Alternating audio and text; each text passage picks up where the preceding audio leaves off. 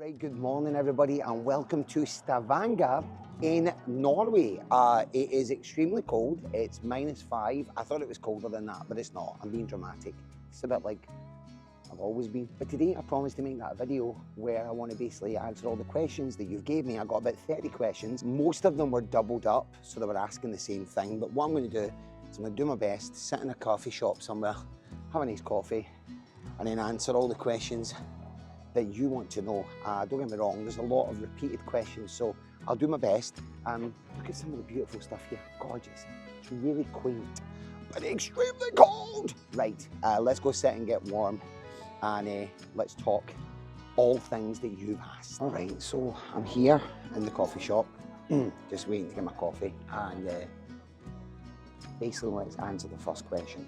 I'm talking kind of quiet because a lot of people are around, but the first question: are you going to be a cruise director? Now folks, I've answered this question 150,000 times, but let me give you the definitive answer. No, those days are behind me. I loved it, but I can't be away from my family for long periods of time. It's not fair anymore on my little one, so that's the whole reason. So for anyone that's asking, am I going to be a cruise director again? No, I'm not. That part of my life was wonderful. I loved it. It gave me everything. But I'm now ready to move on to the next part. So the first question answered, and I get it all the time, but I thought I'd just get it out there. I truly loved everything about it, but those cruise directing days are over. Plus, I don't even think I've got the energy. I'd do a deck party, then keel over. I'm telling you. This is a really good question, and it kind of ties in with a lot of everybody else's questions. This one is from Joe Peach Jr. What a name, Joe Peach Jr. Are you doing any cruises out of America in 2026? So I've had a few questions like about, are you going to be in New Orleans? Are you going to be in Galveston? But at this moment in time, I have no American dates. Now that's not saying I don't want to. I would jump on a flight tomorrow, fly to the US and do a job in the US. It all depends on who wants me. So if Carnival want me to come to the US, I will be there. The more noise you make could help to say, hey, we want Chris on one of our ships. But at this moment in time, I have got nothing when it comes to being out in the US, not just with Carnival, but with any cruise line. So Joe Peach Jr. and everybody else that's asked, I've got nothing booked in for America this year or next year. That can all change. I hope it does, because I really want to come back out there and do some Caribbean, cruises. But at this moment in time, nothing in the diary for the good old US of A. I want to come back. Next question was from Kathy Mosdar, and Kathy says, how was the holidays with the family? And Kathy, it was, I'm going to go this way, I got lost. It was everything that I wanted it to be. This is the great thing about being at home more now. I don't miss out on the big occasions. It was wonderful. We had a wonderful Christmas together as a family. We also went to Scotland to see my family as well. We were up there for New Year and everything like that. Sienna got to see her cousins. We went to the pantomime, we did shows.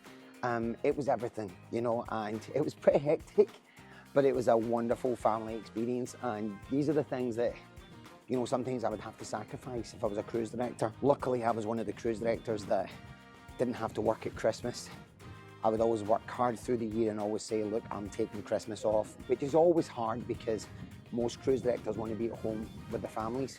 But for me, it was like, I have to be at home. So it wasn't anything out of the ordinary, but it was just wonderful to have that experience. And for me, the big thing is having that experience with the family. When I was a cruise director was great, but I would always have that looming thing over me that I had to say goodbye soon and go away for 3-4 months. So that's not there anymore, and I just enjoy it. So Kathy, it was a wonderful holiday experience. Oh, I'm just gonna have a little seat here. Okay, next question is from Ricky and Barbara. And Ricky and Barbara have asked, do I miss the long-term cruising with Carnival, being on ships for long times and stuff? Well, Ricky and Barbara, I don't. I'd probably say it's probably been an age thing as I got older. I think as, we had Sienna, my little girl, and the moment she became like 2 or 3, I would say, I started to get that feeling of, oh, I don't like this, I don't like going away. And it didn't help my anxiety as well, because the more I was away from them, it just got to me. And No longer were those days where when I was on board, I could just constantly think about work and enjoy it and have a great time. That's not saying that I did, but in the back of my mind, I just kept thinking about everything that I was missing, and also missing my daughter as well. So do I miss it? No. Did I enjoy it at the time? Yes, parts of it, but I'd probably say the last couple of years, which probably came to the realization of I'm ready to hang up the boots and no longer do long contracts, because the moment my daughter realized that I wasn't there, that's the moment it got me even more. First couple of years were easy, but when Sienna turned around at the age of 3 and says, "I don't want you to go, Daddy," it was too much. So yeah, I don't miss it that much, but thank you for the question, Ricky and Barbara. It's so cold, by the way. My fingers are going to fall off.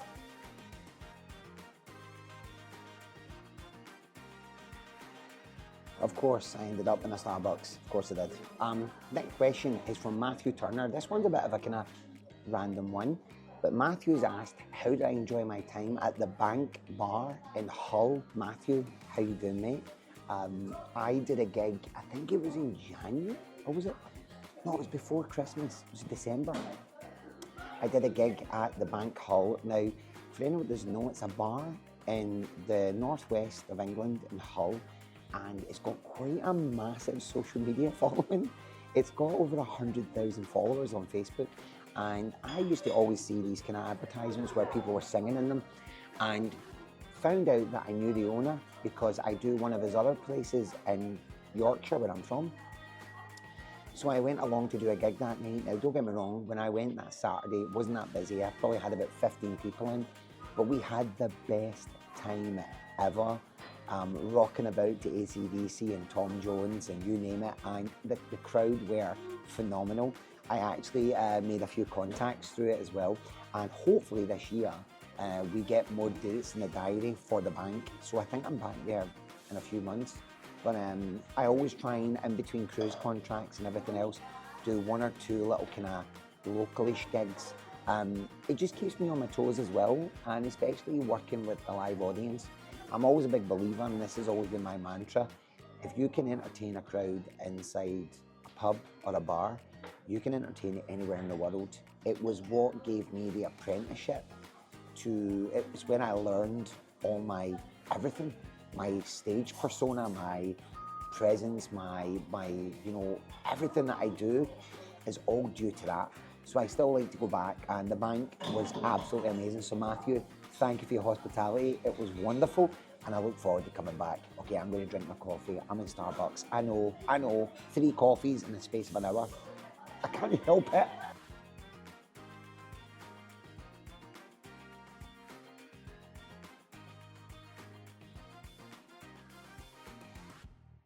Hands down, best shop I've been in since I've been here. Really cool.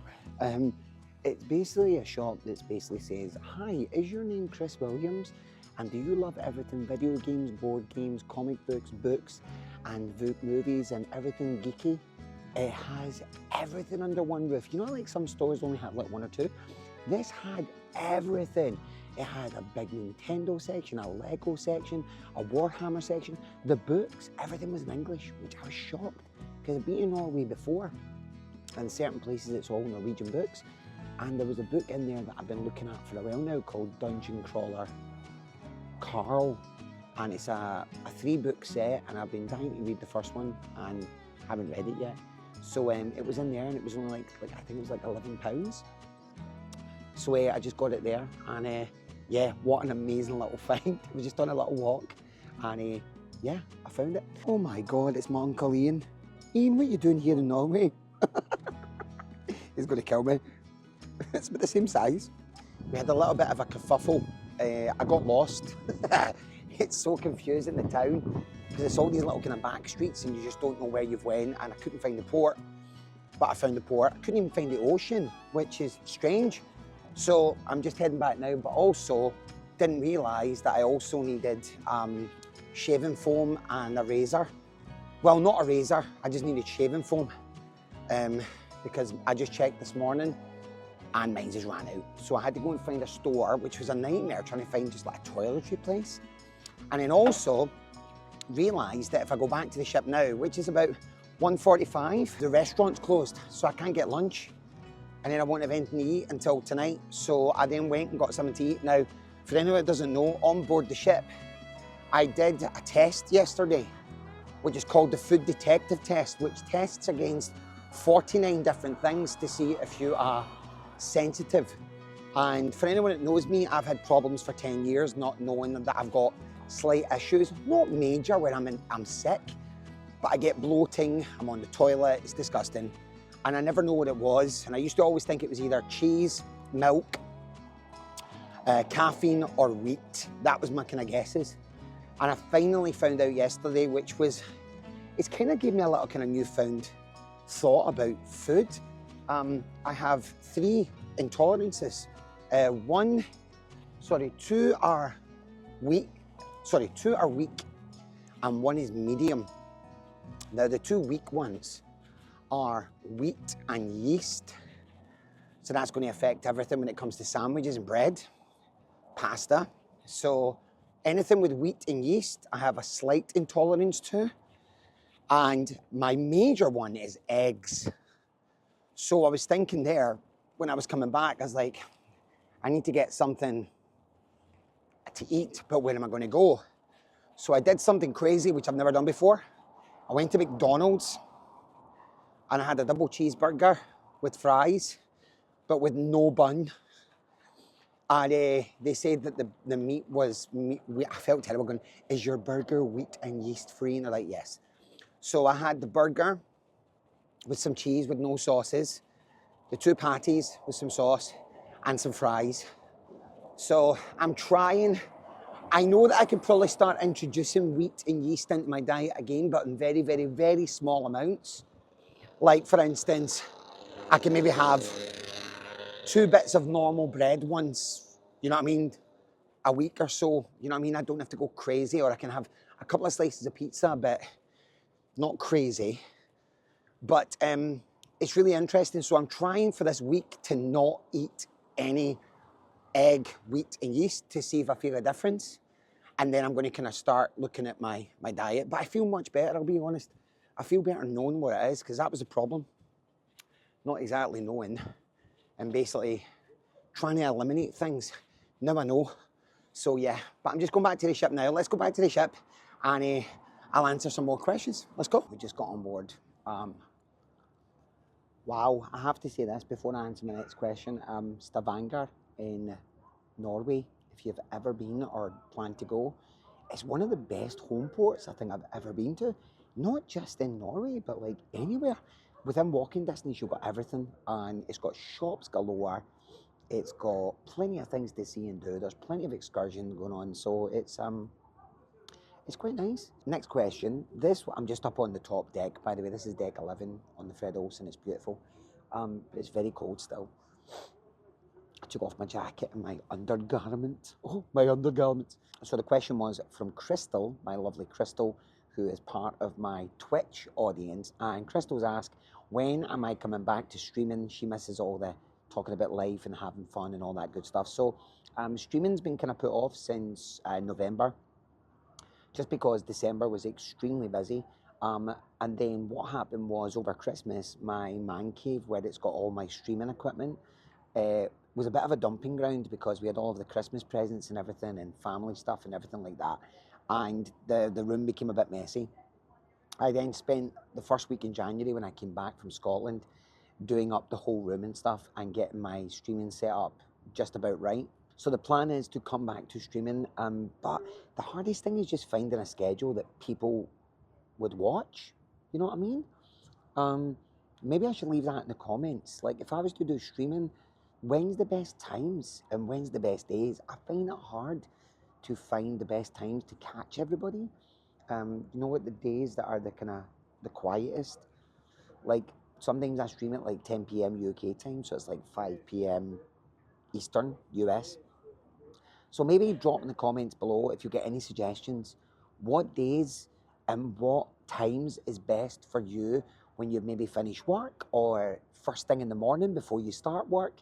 Let me know, drop it in the comments. But I do want to come back to streaming because I enjoy it. I have a lot of fun and it's something I really want to do because I also want to do some live performances, like some songs and singing and stuff. Just doing little mini concerts. So so yeah, let me know your thoughts. But Crystal, hopefully coming back soon. This next one is for Lisa Doran. Lisa has asked, are you going to be on the Carnival Spirit, I believe, in May 5th to the 12th to Alaska? It's a John Heald blogger cruise. Because she said there's a lot of talk. Yes, there is some talk, but nothing's confirmed yet. Listen, my diary is quiet in May, so I could jump on a flight and get there and do it, but I just have to wait for the officials to say, hey, we're good to go. But there's nothing at this moment in time. So I know some people's reached out to John and dropping him comments and stuff, so that'll be wonderful. I think the more feedback from you, his audience, would be great, because then it means that he likes to keep everybody happy. He's a very busy man, but he wants to make sure that you have the best cruise ever. And if I could be a part of that, then yes. So Lisa, nothing confirmed yet, but I would be more than happy to jump on a little plane to Alaska and get on the Carnival Spirit. Believe it or not, in all my years with Carnival, it's one of 3 ships that I've never been on, but I do know it's Spirit class, so I know what the layout's like, but nothing confirmed yet. Debbie Baker. Debbie's asked if I am going to be on the Carnival Legend from the 30th of August till September 11th, 2026. Nothing at this time, Debbie. I have got, now I don't know the dates for definite. I do know them, but I just don't have them on me at the moment. But I know what I'm going to do is post on social media, basically to say what dates that I'm going to be on the ship. Like, I'm going to post like a schedule of where I am throughout the year. The plan is to get that done this week so that people can see it and stuff.